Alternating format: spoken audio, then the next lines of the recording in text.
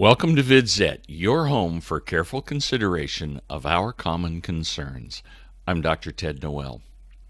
Please remember to support VidZet on Patreon, like us on Facebook, and follow @VidZet on Twitter.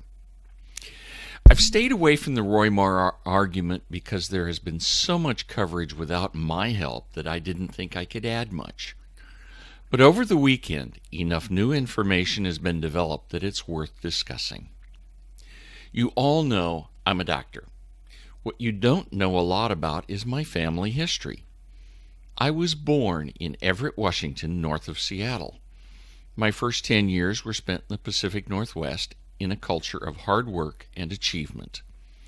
Our church was physically built by its members, and even at age 5, I helped by carrying whatever small items I could to the adults.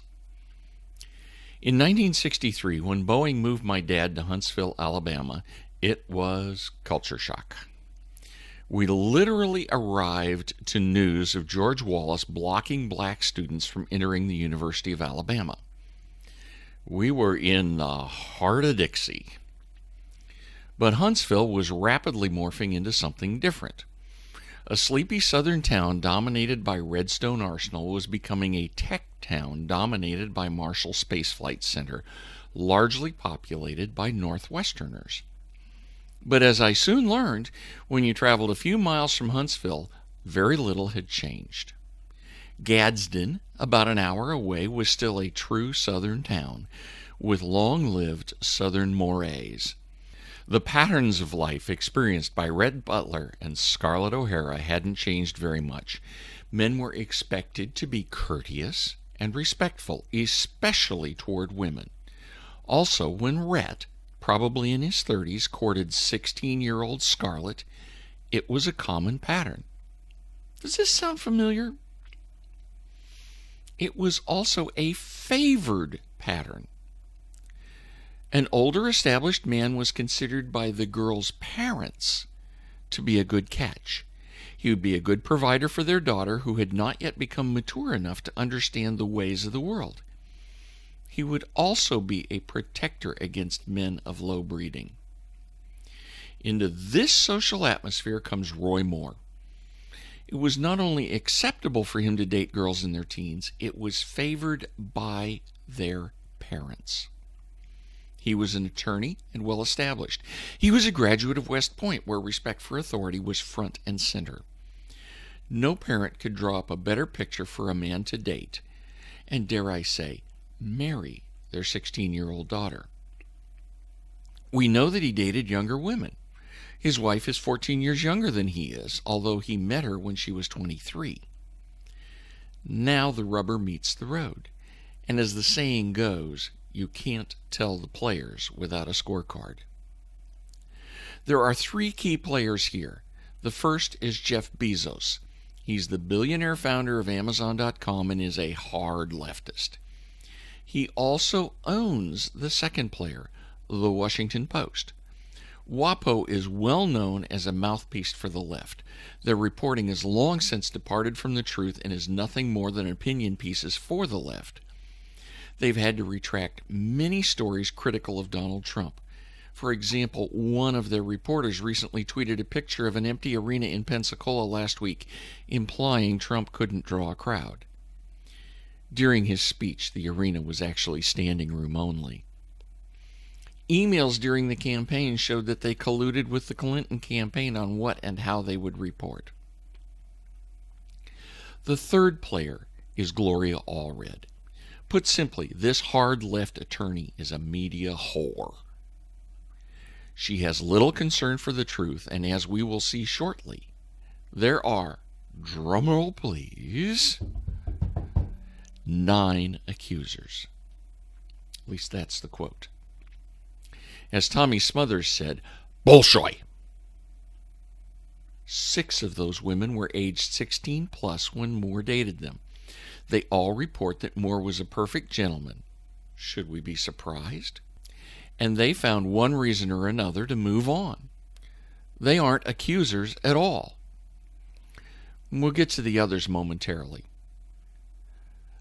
There was a claim that Moore had been banned from the Gadsden Mall because he made girls feel uneasy. The manager of the mall denies it, and no records exist to support it. Accusers say he had roving eyes, but no one reports any improper contact. Can we say nothing burger? Not liking someone doesn't make him a criminal. The easiest complaint to deal with is Tina Johnson, who claims Moore grabbed her buttocks while she accompanied her mother in his law office in 1991. Given the social atmosphere of the area, the fact that this had never been reported makes it very suspect. How could Moore do this and not be seen by her mother?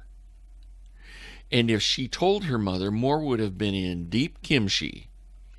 Such an act would easily have led to serious sanctions against Moore. Lee Korfman brings a damning accusation, but she has no corroboration. She claims that Moore and she partially undressed and he pushed her to feel his crotch. Since she was 14, this would have been criminal. The day after Korfman's TV interview, Mandy Bombard of Bombard's Body Language analyzed her performance on YouTube. Quote, "When she's describing the incident, she's not describing what happened or how or what. There's no memory of any kind of assault." Close quote. Later we find that the details Korfman supplied about her scenario are false. Her meet with Moore around the corner was at an address over half a mile away across a major highway. In short, Korfman's lying. The last accuser's been all over the news. Beverly Young Nelson claims that Moore picked her up from the Old Hickory House restaurant, drove her behind the restaurant, and began groping her. She fought him off and got away. When she went public with Gloria Allred, Bombard's Body Language showed how it was all an act. She was not working from memory, and there was no emotional impact. And there's just the beginning. Now we know that her story has more holes than Swiss cheese. Supposedly Moore frequented the restaurant. But employees and management of the restaurant confirm Moore's story that he was never there. And that yearbook inscription she trotted out? Gloria Allred encouraged Nelson to present it as genuine. As the saying goes, she was perpetrating a fraud on the court. The Washington Post handwriting expert, remember the Washington Post? Their handwriting expert, Mark Songer, was pushed for a snap judgment. He said that it was spontaneously prepared and consistent with one writer. But when he had more time to examine it, he completely changed his tune. But first, Nelson admitted that she had added the Old Hickory House and the date to the bottom. This alone makes it a forgery, since the inscription was presented as authentic, but in fact has been altered. And over the weekend, Songer released a more detailed analysis. There were not 2 hands involved, but 3. This makes it a very complex forgery. Just to put icing on the cake, several close friends and family members have publicly declared that they do not believe Nelson. She has a number of facts incorrect, and her story simply does not make sense. It appears that Alabama voters know a lot more about Alabama than the limousine liberals who are trying to buy a Senate seat for a liberal Democrat. They understand the culture that Roy Moore grew up in. They also understand the motivations of liberals, and their Bolshoi detectors are finely tuned. They've known Roy Moore for 40 years and simply won't drink the Kool-Aid. Expect to see Roy Moore in the U.S. Senate. I'm Dr. Noel. Thanks for watching.